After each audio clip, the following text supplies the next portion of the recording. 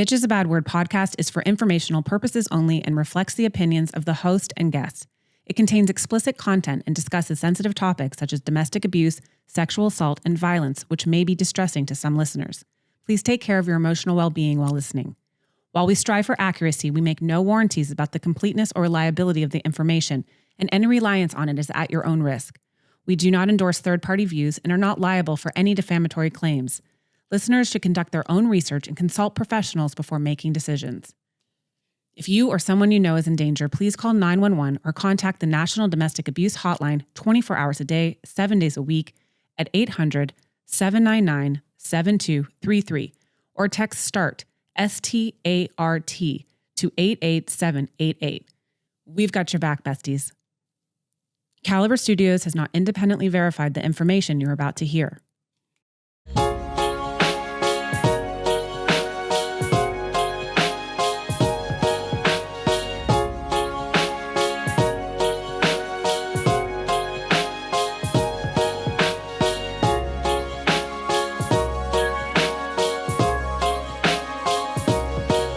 Reality isn't always what it seems.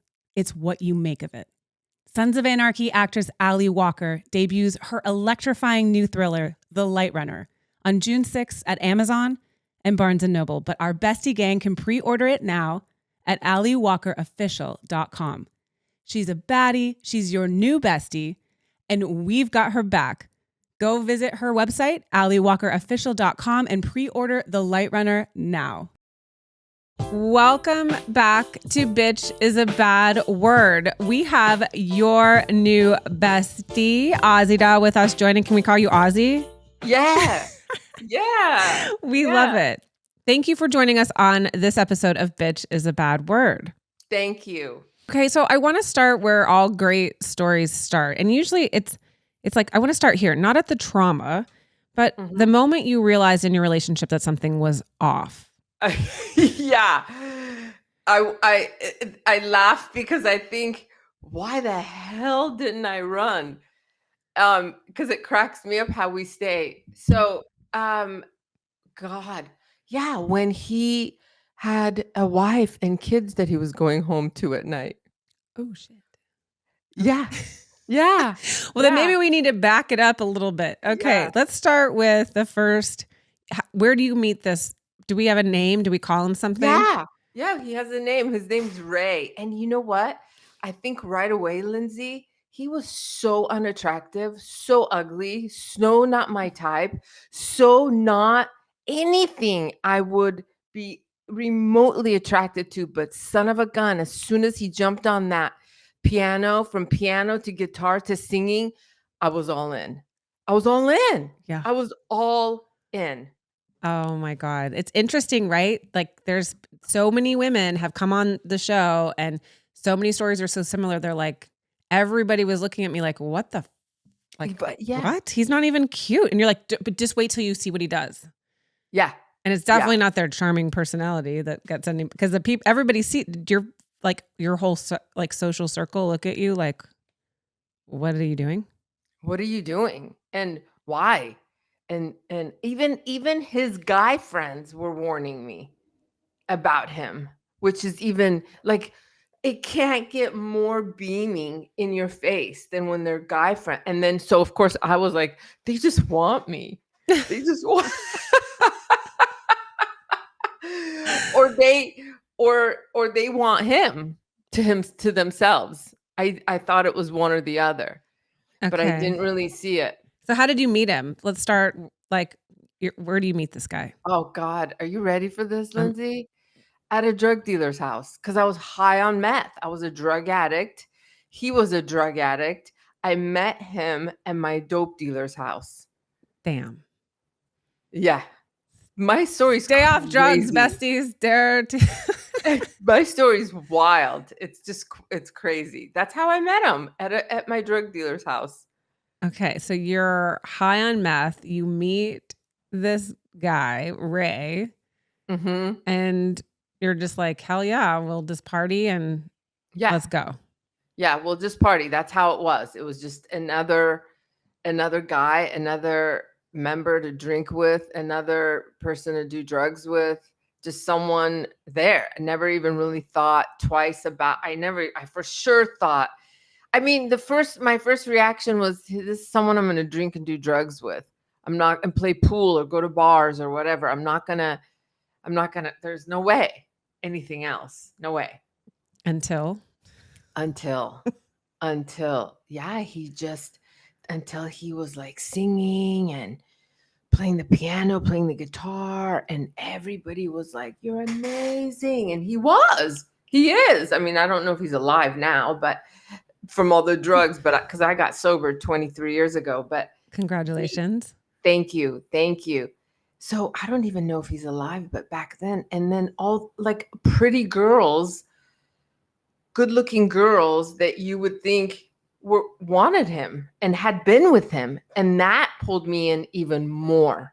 Let's talk about that, because it's so fascinating that like somebody that's not so awesome, not so cute, but can do something that nobody, like, they've got a special talent, or they're smart, or they're like, entrepreneurial. You hear kind of the same thing. It's like there's either the super smoking hot guy that's kind of dumb and can't do shit that can charm you, or the guy that's like, you wouldn't look twice in a normal situation, but they have like special skills or something. And that's attractive. And then someone else wants it. And then like your inner like competitiveness is like, you want to shut that shit down, like piss all over it because it belongs to you. But it's like, you're not, and you're in this, like, you're not in reality, right? You're just like superficially looking at your life. So all these chicks are wanting him. You're like, he's mine. Yeah. And you're right. And now that we're talking about it, Lindsay, it's like right away, the desire to be with him was all flawed. Yeah. Because he plays couple of musical instruments and other girls want him. You met him at a drug dealer's house. You're a drug addict. Maybe your vision is off. That's what we call red flags flogging you in the face. Totally. Oh my gosh. Yes.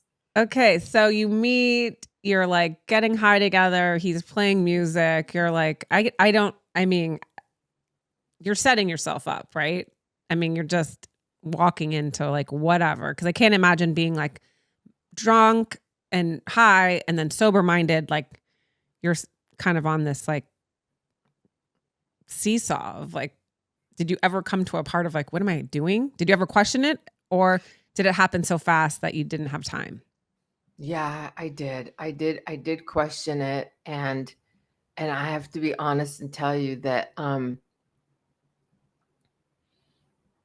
right away from the beginning, I rationalized, I shut down that inner voice that was saying, Azadeh, I don't think this is a good idea.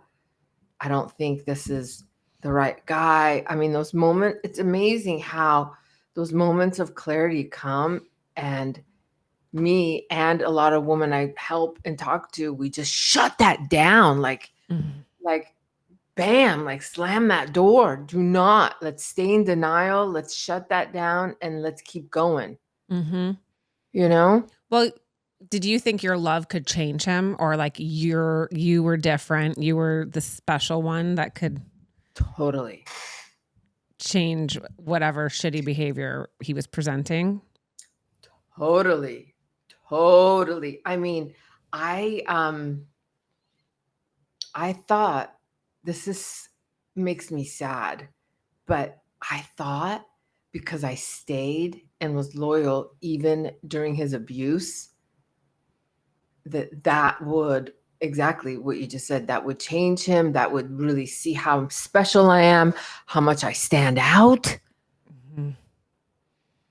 And even trying to be better than his wife, like sweeter and more tolerable, and just, yeah. I have to ask you this. When did you find out you were married? When he was married. Yeah. So you meet him at the drug dealer's house. You're doing drugs. Do you go home together? you're just kind of falling into this shit? I Not need to yet, know. not yet. And no, so I knew he was married, but he had told all of us he's in smack middle of a divorce, which he was not. He was not. He was not even separated. He was kicked out, living in the garage with full couch and bed and everything, while the rest of the family and his kids were inside the house. So it was kind of like subtly groomed in that, oh, I'm on my way out, but he was not. He was just being punished because of his lifestyle and was moved into the garage. Okay. Do you get guests like this? This is a crazy story. This may be our first drug dealing, meth musical man story. I'm so grateful to laugh about it, Lindsay. Well, if you're I'm not so laughing, you're grateful. crying, right? So, Yeah. I mean, we might as well. Yeah. That's kind of our motto here, Yeah. is like, you got to Yeah. fucking laugh about it. Or you Yeah. got to like at least see it for what it is. And, Yeah. you know, we say to like the women that are listening who may not be where we are now, this is what's waiting for you on the other side, is some like really like twisted, dark humor to get through the hard shit. Because what you went through was so hard. So it's like, you got to do it. So you've got this guy. He is living in his garage because he's like in trouble from his wife. And then he's Yeah. just still fucking around. Yeah. And he's with you. So how long? How does it start? When does it get bad? Oh God. Lindsay, this was 1 year. 1 year relationship. And he turned into the devil himself. He promised me he could not get me pregnant and that he had a vasectomy. Here I am pregnant. Oh my God. Yes. I mean, he swore he could not get me pregnant. I had 2 kids, Azadeh. There's no way I can get you pregnant. I had a vasectomy. I don't want more kids. I swear I can't get you pregnant. And he was the only one I was with. So I got pregnant. And that's when the abuse started happening, because I go, I'm pregnant. And he starts laughing. Like he won. He scored. He landed. He You're made trapped. it. I'm trapped. And I go, I'm not having your child. And that's when he goes, oh, you fucking are. Oh, yes, you are. He kidnapped me and did not let me leave the house. What? Yeah. Oh, it gets really dark. He kidnapped me, Lindsay, and kept me in the house, and he would not give me any more drugs so that I would withdraw and be weak. So here he is, has my keys, has my purse, wouldn't let me leave. Okay. I'm kidnapped, literally would not let me leave, like wouldn't even leave my sight. And then so here I am withdrawing from drugs and want more drugs, and just told him I'm pregnant. Not only is he not giving me drugs, but he's also telling me I can't leave because I said that I'm not having your kid. I'm not. And up to 3 days here, this is what's happening. And that's 3, like maybe 4 dangerous to days. like, you shouldn't, like, it's dangerous to withdraw like that, right? Like, I agree. I think with meth, the withdrawal is radical fatigue. Like you can't, you pass out sitting straight up. You just can't, because the drug, you don't sleep. Now, if it was alcohol, different. If you're withdrawing from alcohol, then you should probably be medically, Okay. medically supervised. But on meth, you're tired, so tired. Like when I got sober, I slept like 2.5, 3 weeks. All I did was get up and eat, because wow. that's what happens. You're not sleeping. You literally become immortal. You're not sleeping. So anyway, back to him. He kept my keys, wouldn't give me drugs, and also said I'm not leaving. Lindsay, as I go back, I remember by then he was living at someone's house, another guy's house. They were sharing a house. So there was a big house. They were roommates, and the wife had completely kicked him out, like out. So now he's renting a room or sharing a house with another guy. They're both druggies. And that's where I was. He kept my keys, took my purse, wouldn't let me leave. I knew at that time that I have to bond with him and go along with the plan if I think that there's going to be a way fucking out. Oh, There's no other way. There's no other way. I can't fight it because then he'll be on me more. But if I start playing along with in Stockholm syndrome, if I start going along with it, like show empathy and kindness towards him, maybe I have a shot. shit.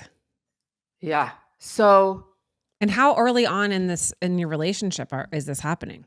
like 5 months. Is that like maybe 4? Like I'm almost embarrassed. Maybe No, 3 and a don't be half. embarrassed because that's how it happens. It's like It's like it's so fast. The love bombing courting stage goes from like 0 to fucking hero like in like a second. yeah, right? Yeah. No, I was like pregnant very, very early on. You were? Yeah. And they actually said to me, and I didn't know this, but I was reminded by one of my best friends. She was like, don't you remember phoning me and saying that he said to you after you had sex, I just got you pregnant. I just put a baby in you. That's what he said. Yeah. I just put a baby in you. And I was like, oh my God, I completely had blanked that out. But she was on the outside going, do you know how fucked up that was when you phoned to say, like, who has sex with someone and then says that? And I would kind of just, I guess, brush it off. Like, no, no, I'm not. And I was pregnant, like very quick. I can't believe you just said that to me because we share that same response. He said to me, similarly to you, he goes, because he was Latino, so Hispanic, and I'm 100% Persian. And he turned around and he goes, now you got a Mexican in you. And now you're pregnant. Oh, shit. So it was kind of like a similar response to what you just reminded me of that. Yeah. That's crazy. It is crazy, but Lindsay, I waited for that right fucking moment. I saw my keys. I saw him walk into the backyard. I grabbed my keys and I started running. This is 4 days of being kidnapped by him. 4 days, 3.5, 4 days. I don't know, around there. I started running towards my car with my keys, and I can hear him. He caught on and I could hear his footsteps. And I remember thinking, Azadeh, don't even turn around and look at him because even that second of turning around could slow you down. Mm-hmm. But then here comes fire logs pshoom, pshoom, at my side. Pshoom, pshoom, pshoom. Some of them hitting the car. A couple just, you know when you hear something like the wind? Yeah. Like grazing your. Yeah. Oh my God. And I got in the car. And I turned it on and got away. Oh, I was about to say there's no gas or something. Oh, thank God. I know. I got away. I wish I could tell you and your viewers I never went back. But I did. Plot twist, she did. Plot twist, I did. The trauma bond is real. Mm-hmm. It's real. And it's addictive, and it's so painful to withdraw from the abuser. That's why we go back. I mean, you know that. Mm-hmm. I mean, I hope your viewers know that. The trauma bond was so. Plus, I was addicted to drugs too, and he also always had drugs. So it was the drugs and the trauma bond. Well, and the trauma bond is a like emotionally toxic attachment. It's like it's a drug. It's an addiction. Yes. An emotional addiction to the trauma. And no, it's like people 7 times, they say women leave and come back. I left, I'd come back. I mean, he did I was holding like an infant and he threw a cell phone at me. Like it hit same thing, kind of grazed, and it hit the wall behind me and left a mark. And I remember I used to always look at the mark in the wall and go, why the fuck are you here? If this man can like throw a cell phone at you while you're holding an infant, what are you fucking doing? And I left and I flew to Canada to stay. That's where I'm from. Stay with my family. And I was home within 10 days. Like back with him. And look at the mark in the wall and go, what the and my family's like, what are you doing? I'm like, I have a kid with him. I have to go back. It's just, that's the reality. This is what I'm in, but I'll help him. I'll fix him. He'll get better. Things will calm down. So yeah, I've been there. I met him at my daughter's college graduation. I pictured being in a fight with him. He was my daughter's boyfriend. 20 days later, he took her life when she tried to break up with him. When Dating Hurts is the name of my podcast. I knew I could not bring Kristen back, but believed I could help others who became tangled up in dating abuse and domestic violence. My guests are domestic violence survivors. Who knows more about the toxicity, the entrapment, devious manipulation, the loneliness, the pain and suffering than brave survivors who live to tell about it? Their stories are raw, intimate, plain-spoken, deeply personal. For many, this is the first time they've told their stories in one place. Today's survivors want current victims to know there are ways to achieve freedom. There is a process that's safe, that this can happen to anyone, and that you are not alone. Join me and my courageous guests on the When Dating Hurts podcast. It's a series of lives being saved. I want to go back for a minute though. So you're meeting him. He's a drug dealer. You're in the drug den or whatever it's called, and then you're like, drug den. That's so good. I'm borrowing that from now on. The drug den. I'm going to call it that because it has so much more fun to it than the drug addict's house. The drug den. I love it, Lindsay. You're in the drug den. You're like, all these chicks want him. He's got this wife with kids. Like, there's nothing about this man who's like fucking winning at life. And yet, here you are, and you're a beautiful woman. You're, you've obviously got a drug addiction, so you're not thinking in your right mind. But you're in this time. So between that time and the time you're pregnant, what is he doing? How is he courting you? Is it just all drugs, or he's like, here's your bag, come get it? No, you know what's so wild? He was totally courting me, which obviously had me blinded to his marriage and his kids. But you know what? His kids, I remember his kid going, you home wrecker, because they'd come and he'd pick me up sometimes, or we'd drive around. But anyway, yeah, he was courting me. He would give me, like, I still have them. Okay. I was a huge Lakers fan. I still am. Not as much though then. So he would bring me like Kobe Bryant rookie cards or Laker cards or flowers or, oh my God, jewelry, like beautiful jewelry. And that's the whole thing about the love bomb. It's not always flowers and jewelry, but for me, that was like, so a love bomb, I want to just share for our viewers, is that it's an ointment on the wound you have. It's an ointment of their empathy and their words on what you are wanting and needing. So it's going to be different for each person. For me, it really was, because I was so wounded from not having any dating or any flowers or jewelry in high school or even after high school. I didn't have a guy. I never really dated. So for that really was a love bomb, where for some women are like, I get flowers all the time from my exes. Then that narc is going to come and love bomb in an area that you are missing and wounded and depleted. Do you know what I'm saying? Yeah. And they're taking inventory. So you've told him that you love the Lakers. So now all the way that he like love bombs you is through the things that you say you like so much. And then you're like, wow, they're really in tune with me. Like, did he take you to a Lakers game, or he didn't quite level up? No, he didn't quite level. You're so funny. The drug den, the leveling up. No, you know what? He didn't. He gave you those breadcrumbs, and those cards were just enough. Breadcrumbs. Yeah. And he probably, and I think now that I think back, he probably stole those or exchanged those for drugs or something. I'm so glad you said it, because in my mind, and maybe our listeners are thinking the same, when you're talking about the jewelry, I'm like, who'd he steal it from? Yeah, exactly. Probably his wife, I would think. Ask. I don't know. But you know what, Lindsay? I still didn't leave after I went through his stuff one afternoon, and found recordings of me and him having sex, and him and a bunch of other women. He was recording sex with me, with others, without knowing. Oh.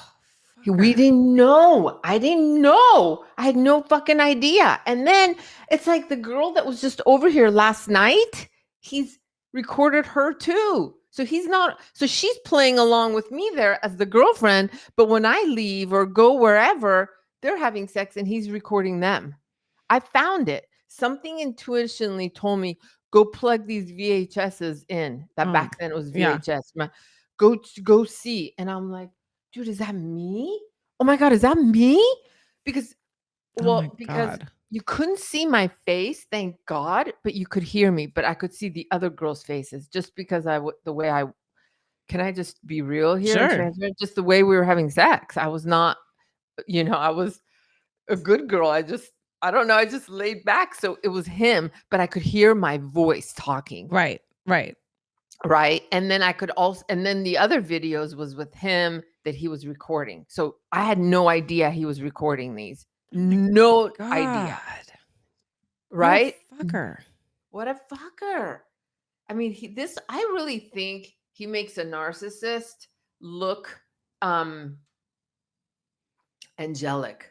Because I really think he was a psychopath. Yeah, he sounds he sounds like a psychopath. And as we're learning these things, narcissist there can be good narcissists. They're just, full of themselves, or they're like high-powered people, but the people who do the dirty, yes, they're the ones that are like, they have something else. They have other psychopath, sociopath, borderline personality disorder, all the things that we're learning that they could be, but you won't know because they won't be diagnosed. So you just like, if you're invited to this sort of man, just fucking decline. So so you have caught him with these sex tapes with other women. You're still staying. I'm still staying. I mean, I think at that point, plus I was already scared of him. And I think also I was getting high off the fear of him. Was he physical with you? Like, did he do anything like put his hands on your neck or emotionally? Yes. Okay. Because we're like, I'm really trying to talk about like hands on the neck. Yes. Strangulation or any kind of things where like that's happening and people are like, well, he didn't strangle me, but he choked me enough or he took my breath away or. Yes. It started with smacking me across the face. And would this just be like while you're having sex, or he would smack you just like just an argument? And now he's I'm not so cute, I'm not so adorable, things I say he doesn't like, starting to backhand me. But what the time the domestic violence that got so bad was, I was trying to get off drugs. I told my parents to lock me in the house so I wouldn't leave to go get drugs. And 2 hours later, the addiction to him and the drugs kicked in. So I called him and told him to come over. And I was like, I'm just going to confront him on those videos that I saw. Mm-hmm. Not a good idea. No. And we were in the car driving. All of a sudden in residential, he started going from 30 to 80, almost hitting people and houses and cars, anything.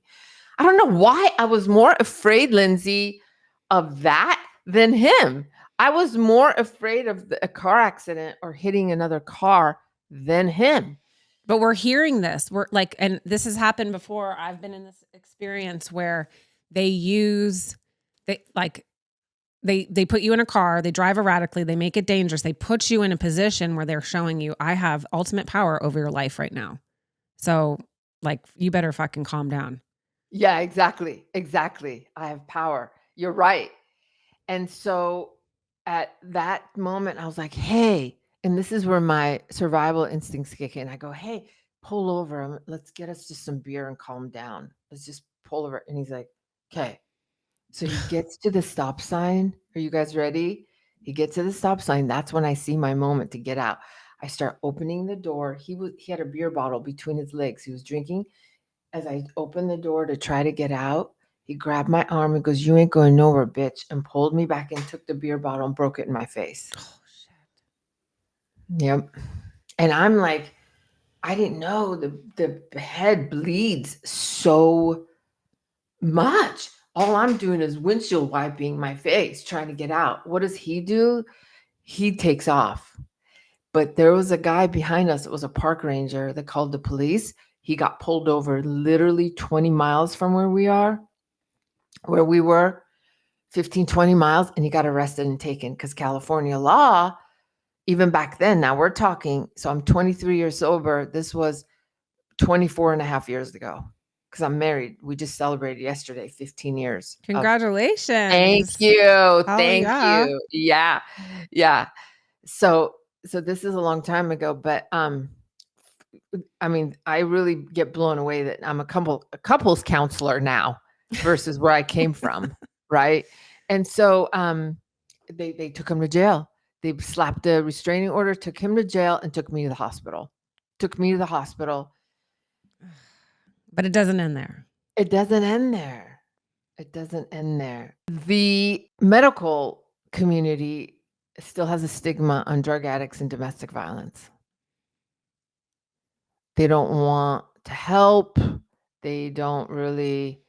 It's more the drug addiction. Domestic violence, I think there's a judgment that comes with, you could see it in their face.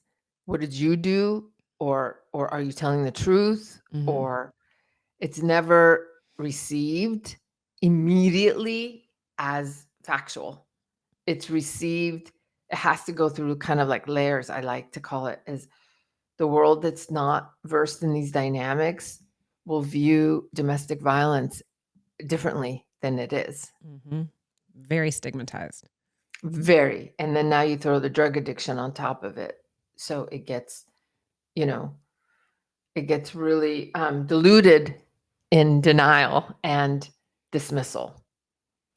So they really, all they cared about was if I had more drugs in my purse or if I had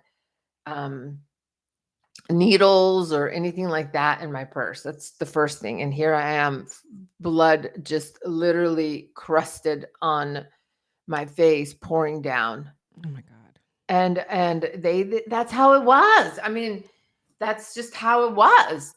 So I called my parents and they were just done with me and him and the whole thing. And I'm like, please come pick me up. Please come be with me. Please help me.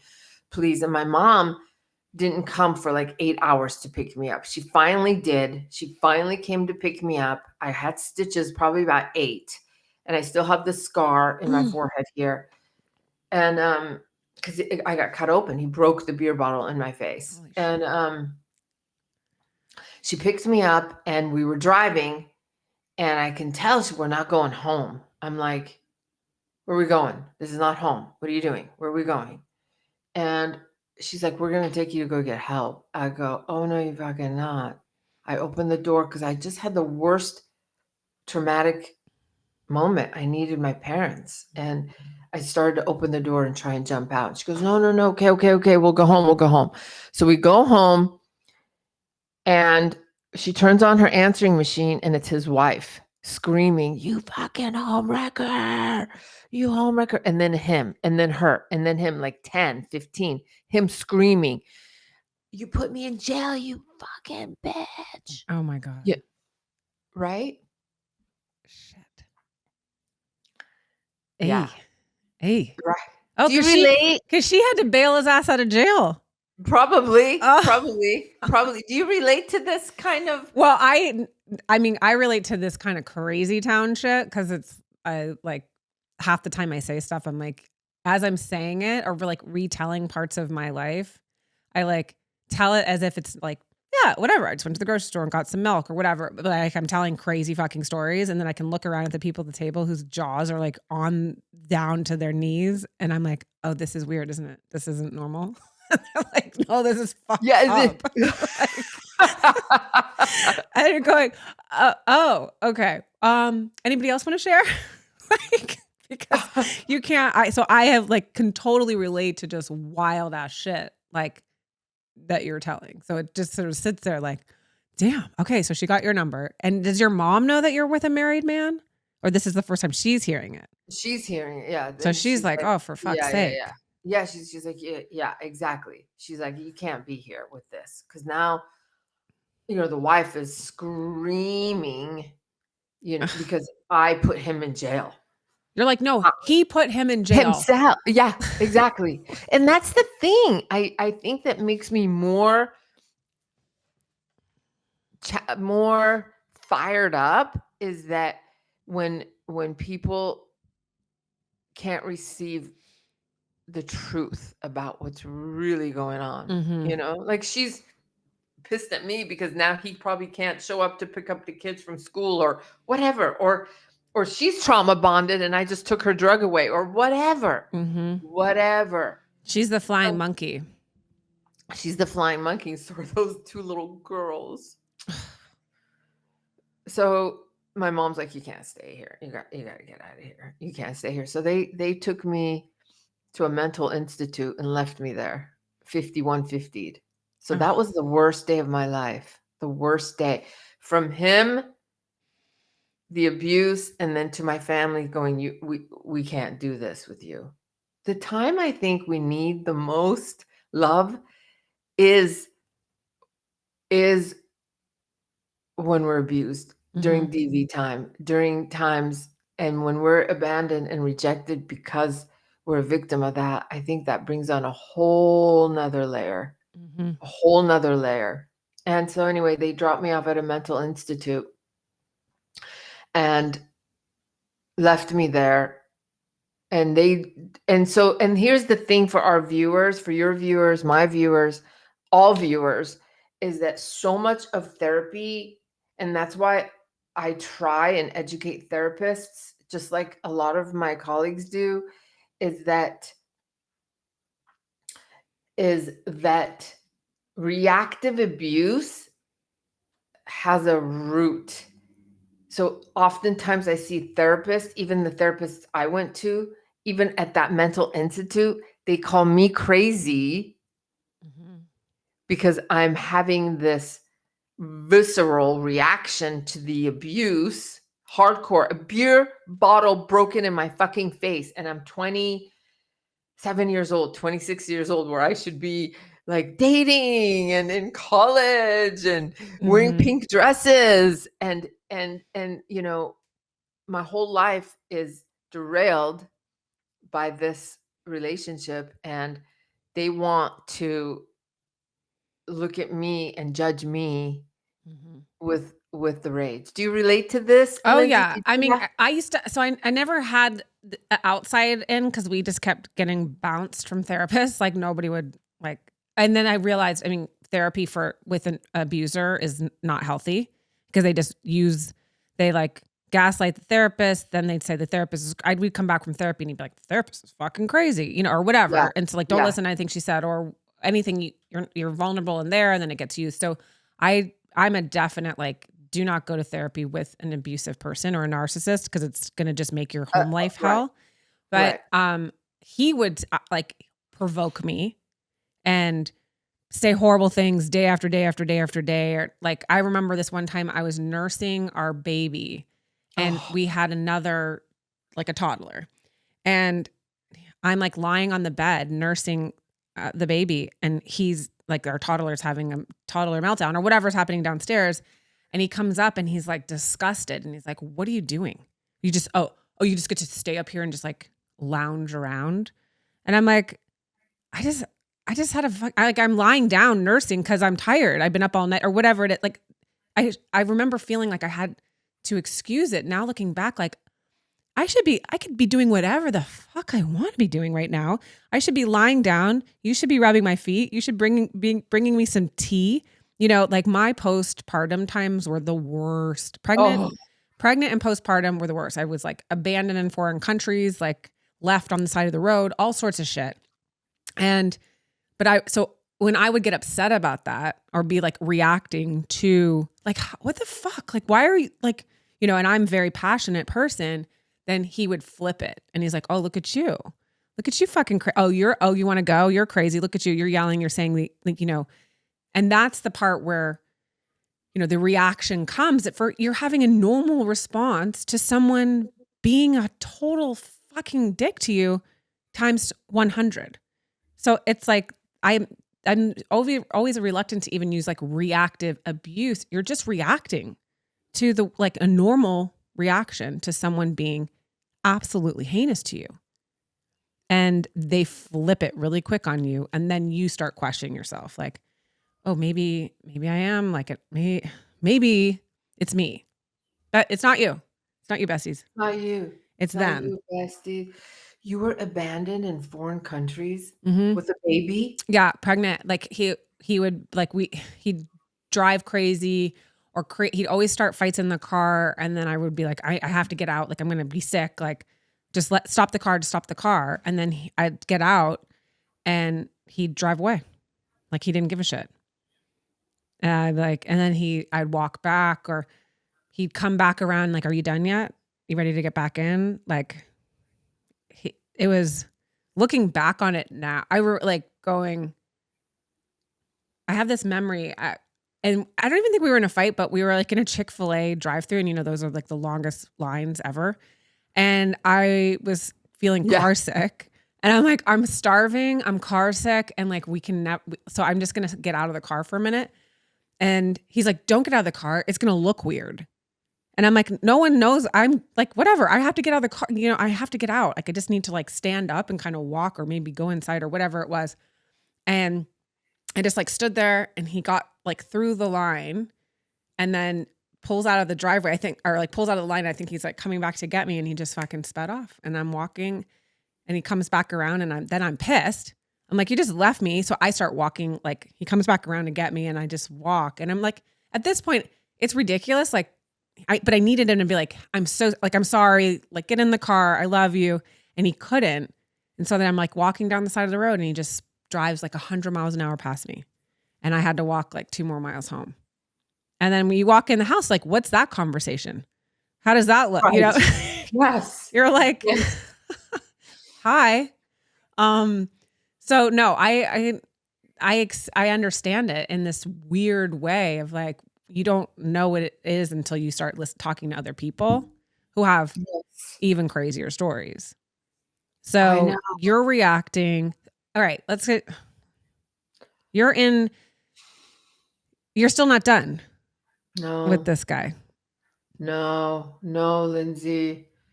There's so many other moments, but for our time, I'll tell you how it ended is that my heart goes out to you though, because I'm picturing you in that foreign country and just like, I have no one, nowhere. I don't like no phone, no money, nothing. No money, nothing. No people. Did they speak English? Yeah, they did. But well, one time he started a thing with me in Dubai, and I was like, I'm gonna get like arrested or something. Like something's gonna happen really bad to me because I'm a woman here in freaking Dubai. Yeah. So there was a lot of power places, like, but this was on a family vacation. Don't go on vacation with your abuser because they fuck it up every time. Totally. 100%. 100%. You went to Dubai. I went to Vegas, and he left me there. Oh, I've been left in a Vegas casino many times.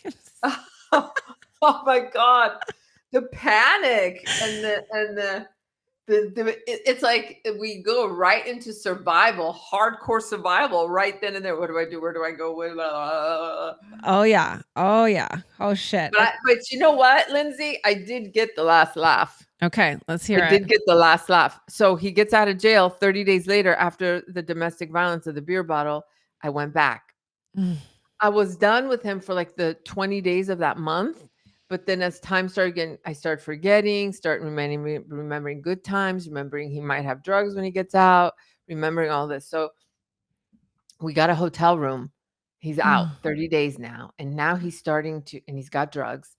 And now he's starting to do drugs with me. But then as we do the drugs, he's starting to talk about how I put him in jail and how I fucked up and how now, he's blame shifting completely about how it was all my fault and I could have done something for this. And this is where, you probably know this, and maybe you don't, but there's a book out there called The Body Keeps the Score. My body could not sit next to him normally. I was flitching constantly and just moving. And I was like, and then I'd go to the bathroom, I'd come back. All of a sudden I only had one shoe. And I'm like, where's my other shoe? He's like, you never came with 2 shoes. That's what I was saying. You're crazy. You're doing too much drugs. I'm like, where's my other shoe? So now I don't have my shoe. And little by little, things just started missing out of my purse, my shoe, my jacket. And unfortunately, I did have sex with him. And I don't know what happened to my pants. Now I'm left with literally a really long t-shirt and no pants or shoes. I was like, I can't do this. That's when I realized I can't do this. He's breaking my brain. I walked over. Check this out. Here's for the viewers. Here's where we get radically powerful. I walked over barefoot to a payphone. That's when we still had payphones. And I called a sober living, and I was like, because I'd been there one other time and I didn't finish the program. I left. This is before drug addiction and alcoholism was like insurance driven. It was like a Salvation Army. I had gone there once, and after 5 days, I left. I called them and I go, can I come back? I need to get sober. They're like, well, come home, Azadeh, come home. We got a bed for you. I was like, amazing. How do I get there now? I can't even take a bus. I can't even think straight. My brain is so not working. I knew it wasn't working. I knew. So I lied to Ray, and I go, Ray, my parents have disowned me, but they're going to leave me $200 as a last support, and then we're done. Let's go over there and pick it up and get another hotel room and more drugs. He's like, yeah. Oh, that was for me to get him to drive me to my house. I called my mom too. I go, Mom, I'm done with him and the drugs. She goes, you can't stay here. I go, all I need is for you to drive me from your house to the detox. She goes, no problem. I'll be there from work at 5:00. I had Ray drive me around 1:00 to the house, and he parked outside. I was like, wait, I'm just going to go get the money and a pair of shoes or whatever, and I'll be right out. And he's like, cool. Jumped the fence, got inside the house. I was like, yes, I'm here. I called him. That's when the payphone or cell phones started coming out, and they're really big. Yeah. He had one, and I called him from the house. I go, Ray, my parents set us up. The cops are on their way here. Go. And he's like, gone. Oh my God, gone. You're such a baddie. Look at you. That's a fun. I'm so proud of this part of the story. Hell yeah. He left. So I'm waiting around for my mom to come home. She's pissed off. That's great. She's pissed off. I'm not going to stay. She takes me to detox, and I go to detox. And that's when I was like, I need help. Can you guys help me? I need to get sober. They're like, yeah, you got a bed. Here's a bed. You could stay here. 2 weeks after a long nap, coming off drugs, literally just wake up to eat, go to the bathroom, and sleep. That's it. And so they checked me in. 2 weeks later, I'm starting to feel the withdrawal. I don't know about a trauma bond. No one taught me. I don't understand it. And so I'm withdrawing from him again. It's been 2 weeks I've been sober, slept off the meth, ate, drank, whatever. And I call him from the payphone there, and I go, come. And he comes. Listen to this. And so he comes, and the counselor at the time, who I love dearly, she's passed on now, but she walks over to me. She goes, Azadeh, who is that? Because I was like, I called him and I was like, bring me cigarettes, candy, Dr. Pepper, whatever. And he came, and he's like, you got to get out of here. I got a whole bunch of drugs. These people are brainwashing you. I'll take care of you. I got a paycheck. Let's go get a hotel room. I was like, okay.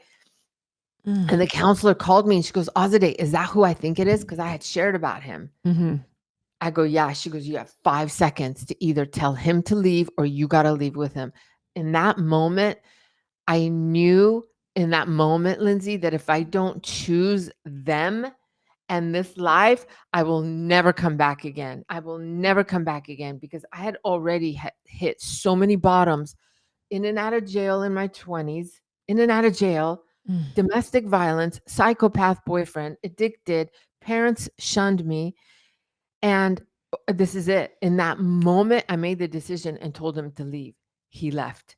I was like, it didn't feel good at the time, but I used the community. There were all other drug addicts coming off drugs. We're talking prostitutes that were drug addicts that was there, alcoholics that were there, bunch of us just trying to get sober, low bottom.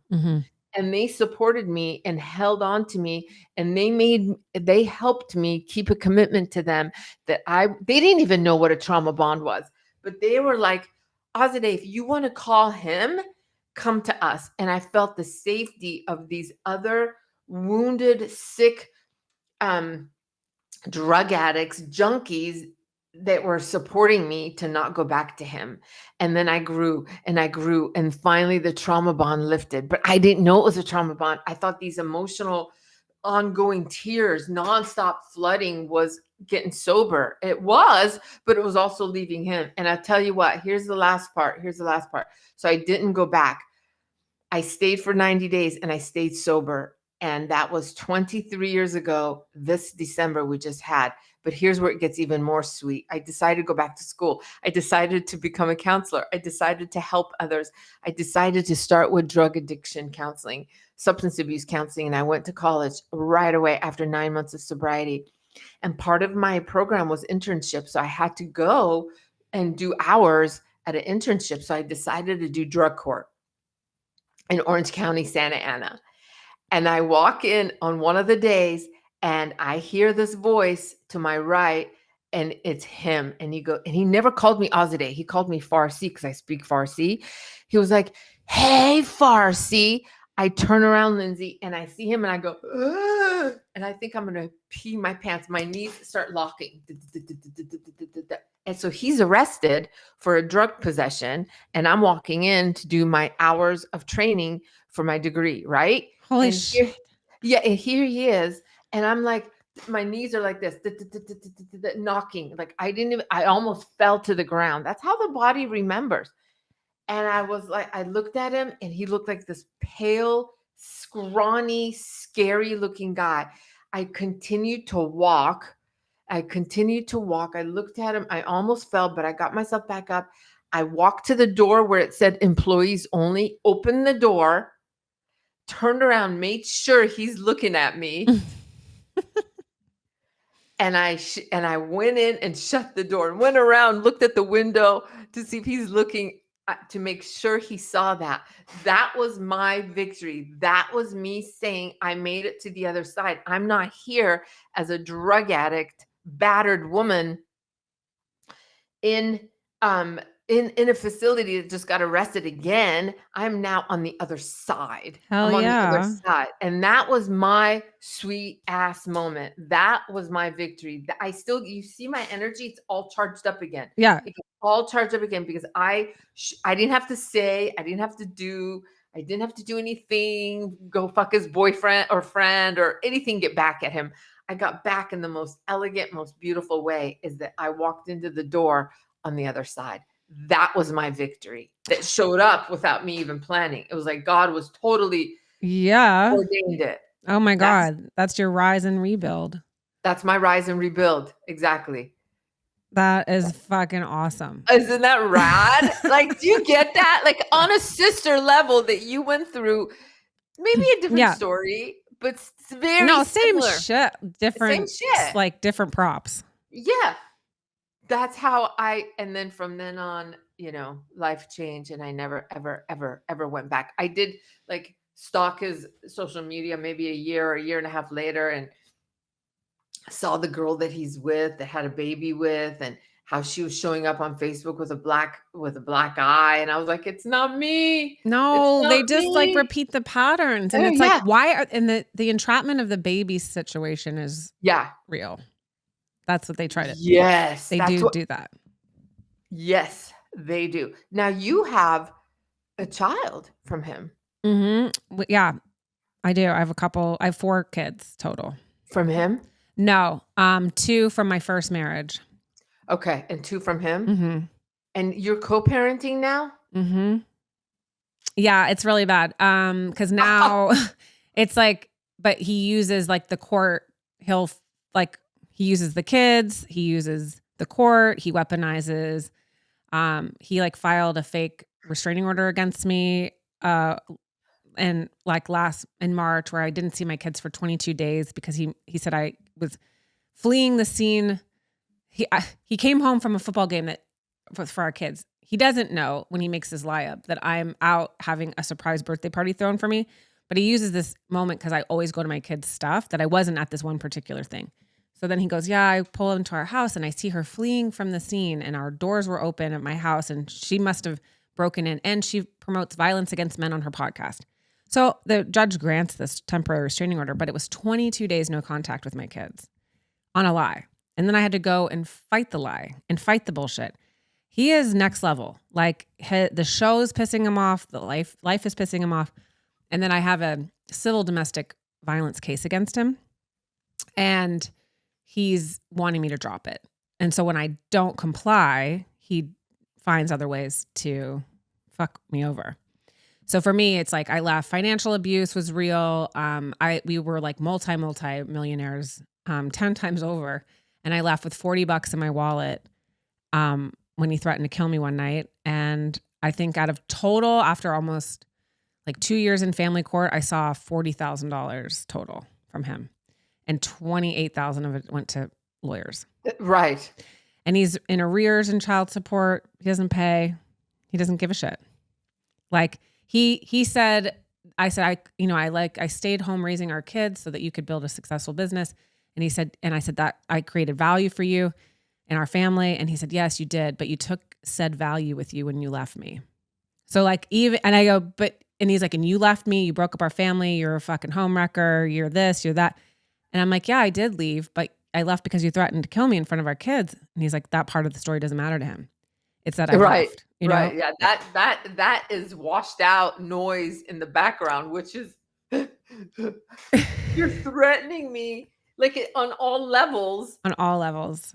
As a counselor, I can say that how that impacts the children. It is grooming them to be in a relationship like that. Like, and that's why you left, to break this cycle. To break the cycle. I saw one of my kids looking back at me when he was saying this, and then I saw our young kid, and I realized if I don't leave, one is going to be this person, and one is going to be with this person. Exactly. I'm so proud of you. That makes my heart sing. Working with women today. I mean, I've had one woman in my, that I work all over the United States. Some have 7 kids with this guy, this particular kind of evil abuse of a man. And to leave and to co-parent is a whole nother level. I'm not dismissing what I went through, but because I get to work with other women and I do couples counseling, I know that it's an ongoing navigation and it's an ongoing, it doesn't end. It's just different now. Yeah. It doesn't end. Well, they find other ways to abuse you. So if it's not, for me, it's like I stayed at home. I had no money. My family has to pay my rent, and he's like living in our 5,000 square foot home. And he's like, fine with it. He's like, I don't give a shit. Like, yes. And then he's like, you can have it all back if you come back. And I'm like, I just need to live. And he's like, I'm going to give you, I'll give you not $1 if it goes to put food in your mouth. So I always say to women, like, good luck trying to find a job after you've been staying at home for a long time, and be able to support yourself in California. Exactly. It's like in California of all places. I think I recently saw you need 2.5 jobs to make it here. Yeah, I know. I'm like, I'm trying to do 4.5 jobs. Yeah. But it's true. And this is why I'm trying to get this message out. It's like to stop before it starts, because the rebuild, as I'm, I know I'll rebuild. I know I'll make money again. I know I'll be okay.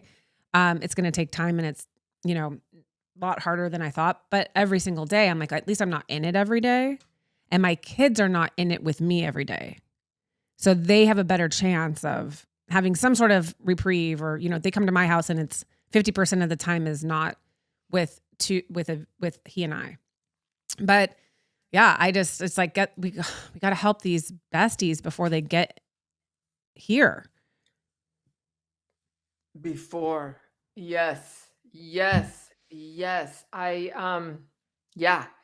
And that's the challenging part too, is helping our besties, because how much it's always like when I work with women, I have to really be so delicate and sensitive in how much information I overload because I'm faced against their trauma bond. I'm not Mhm. faced against them. I'm facing the trauma bond that's going to call them Oh, louder than me. yes.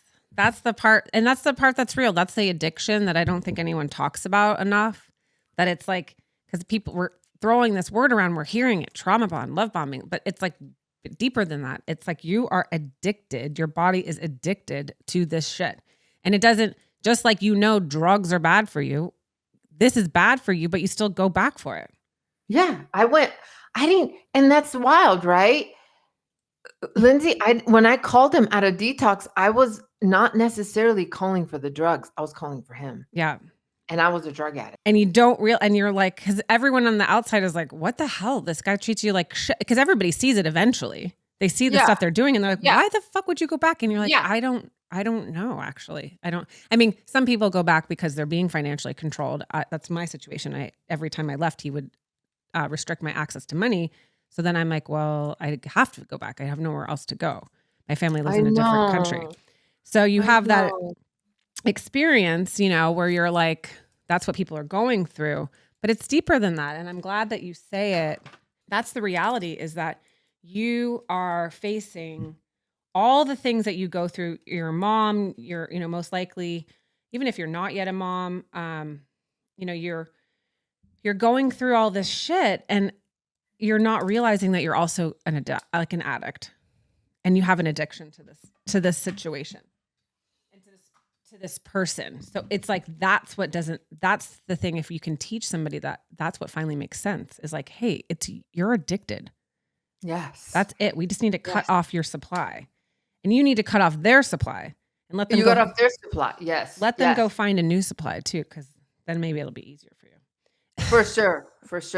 I know that's the hard part. And I think that's where a lot of women get stuck, is that they attack themselves and hate themselves for going back, not knowing this is an addiction. They hate themselves for it, but they keep doing it. And so that is perfect for the narc, psychopath, sociopath, because now you are not self-partnering, you're self-sabotaging. And so it's going to keep you more into the addiction. So anyways, my heart goes out to you, to all the viewers that are listening. Thank that's you. what I want to say. Yeah, I want to say with our end time here is to our viewers, if you can do one thing today, and if you're in this relationship, one fucking thing you can do in this relationship, you're in it right now, I don't care what stage, accept the love bomb. Already you see abuse, you see dismissal, you see verbal, emotional abuse, you even see domestic violence or sexual assault, which I've had them all. I'm going to tell you that don't turn it on yourself. Don't turn it on yourself.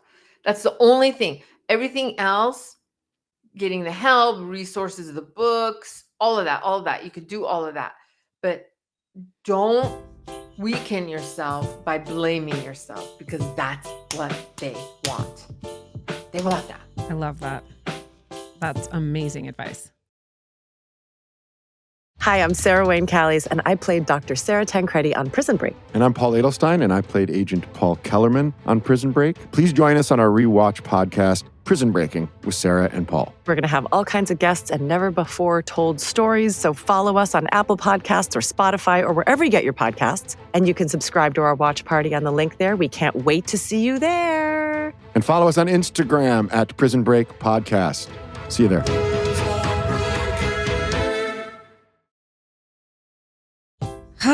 Oh my God, I could talk to you all day. Yes, thank you so much. Where do we find you? Okay, so all my books are on Amazon. I have 4. And also, can I just say that if you can't afford therapy, which I get, or counseling or a coach or doctor, my 12 Steps to Recovery from Narcissistic Abuse is a navigation of my journey. And it really is a workbook that will help you transform, because I wrote it out of each stage of my inner world to shift out and transit the abuse and the trauma. It's like $20. Amazon, you could even do it at home. You could do it at home by yourself. And I know some therapists would be like, I don't know, Azadeh. Well, I did, and you can. Mm-hmm. Anyway, books are on Amazon.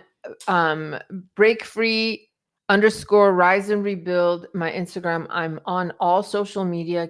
Tune in because I'm going to have Lindsay on my podcast because her story and mine are very similar in their dynamics. So, Oh yeah, for sure. No, we're gonna have fun. And I invite you to join our BFF movement, which is our acronym for Bitches Fighting for Freedom.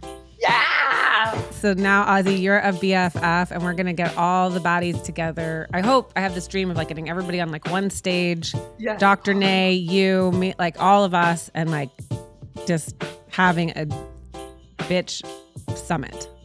All the baddies together. I got chills. This is going to happen. I don't know when. I don't know how. It's going to happen though. Yep, it is. It's going to be amazing. Yes. Thank you so much for your time, for the space you created for us. I so appreciate everything you're doing. Thank you so much for having me here today. My pleasure. Thank you for coming on and being vulnerable and sharing your story and like, the rise and the rebuild is amazing. Yes. Thank you so much, Lindsay. Thank Bless you. You too. Okay. Thank you for joining us on this episode. We will see you next time.